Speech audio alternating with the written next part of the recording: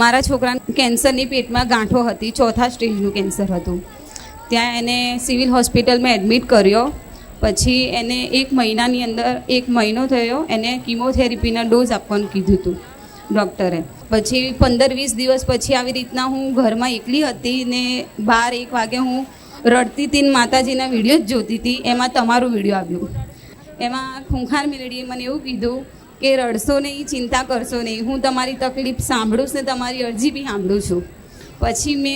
પછી મને આમ વિશ્વાસ આવ્યો ને પછી મેં અરજી કરી માતાજીને. ત્યારે મારા છોકરાને 10 દિવસ સુધી રેગ્યુલર એને ફૂલ તાવ આવતો હતો હોસ્પિટલમાં, ને ડૉક્ટરે કીધું હતું કે આનો તાવ કંટ્રોલ થશે ત્યારે એના ડોઝ ચાલુ અમે કરીશું. એને ઇન્જેક્શનો દવાઓ હેવી લગાવે પણ તાવ એને ઉતરતો જ નહોતો અને એની દવા ચાલુ થતી બી નથી. પછી મેં કીધું કે માં મને એક અનુભવ કરાવી દેજો માં, કે મારા છોકરાને સવાર ઉગતા ઉગતા એનો તાવ ખાલી એનો મટાડી દેજો તો માં હું આમ મને ખુશ કરી દેજો માં, મારા છોકરાને સારું થઈ. પછી એને બીજા જ દિવસે એનો તાવ એનો ગાયબ થઈ ગયો. 9 મહિના જેવા માના પેટમાં રહે છે ત્યાં 9 મહિના દવાખાને રહીને આવ્યો છે મારો છોકરો ને એને નવું જીવન મળ્યું છે ને અત્યારે બધા જ રિપોર્ટ એના સારા આવી ગયા છે. એમની ઉંમર કેટલી થઈ? 3 વર્ષનો બાબો થયો. 3 વર્ષના થયા. અને સપનામાં આવ્યા હતા, મને 2 વાર તમે આવ્યા માતાજી. પહેલાં કીધું તું મને આવી રીતના 5 રવિવાર ભર્યા પછી આવતા જતાં હું રહેતી હતી જ અહીંયા, હર રવિવારે હું આવતી હતી. તો સપનામાં મને એવું કીધું હતું કે તમારો જોર જોરથી હસવાનો અવાજ આવતો હતો સપનામાં, જેવા તમે અત્યારે પ્રવચનમાં હસો છો ને એવો જ અવાજ આવ્યો હતો.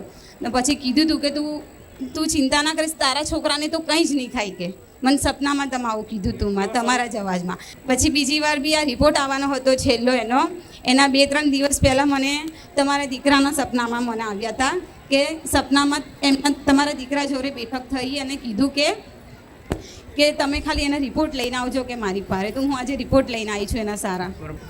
ભલે રાવ માં મારા છોકરાને બસ તમારા લાવો, આશીર્વાદ મને રિપોર્ટ તો જોઈ લેવા દો. નવું જીવન મળ્યું માં. આ રિપોર્ટમાં શું લખ્યું એ તો ખબર નહીં, પણ આ રિપોર્ટ ફેરવાઈ ગયો છે. આ તો અનુભવ. હા આ શું ખોટું? સાચું માં સાચું. કેટલી ગાંઠો કીધી હતી ડોક્ટરે? ઘણી બધી ગાંઠો હતી ડોક્ટર, 4થા સ્ટેજનું એટલે ઘણી બધી ગાંઠો હતી. બસ 4થા સ્ટેજનું કેન્સર એટલે છેલ્લી અવસ્થા, કે એનો ઈલાજ અસંભવ લાગે, રિસ્ક ઉપર, જોખમ ઉપર. તમે આવી શ્રદ્ધા અને વિશ્વાસ મારા પ્રત્યે, મારા ધામ પ્રત્યે રાખો છો અને ખૂબ હરખ રાખ્યો. એ હરખનું પ્રમાણ મળ્યું. પણ એવા આશીર્વાદ આલું છું કે હવે તમારા દીકરાને ક્યારેય કોઈ તકલીફ ના થાય. બસ માં તમારા એ જ આશીર્વાદ જોઈએ છે.